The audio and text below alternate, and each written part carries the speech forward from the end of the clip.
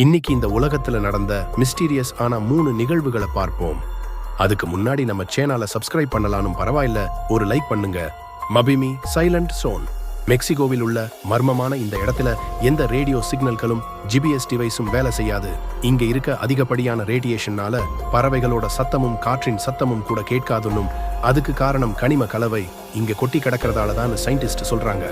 Area 51 Nevada பாலைவனத்துல U2 ரக உளவு விமானத்திற்கான சோதனை தளமா 1955ல நிறுவப்பட்ட இந்த இடம் UFO மற்றும் ஏலியன் நடமாட்டத்துக்கு பெயர் போனது. தியாட்லோவ் கணவாய்.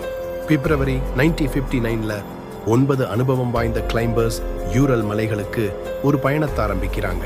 அந்த மலையோட 3100 மீட்டர் உச்சி அடைவதை நோக்கமா கொண்டு பயணம் போன டீம் மர்மமான முறையில இறந்து போயிட்டாங்க.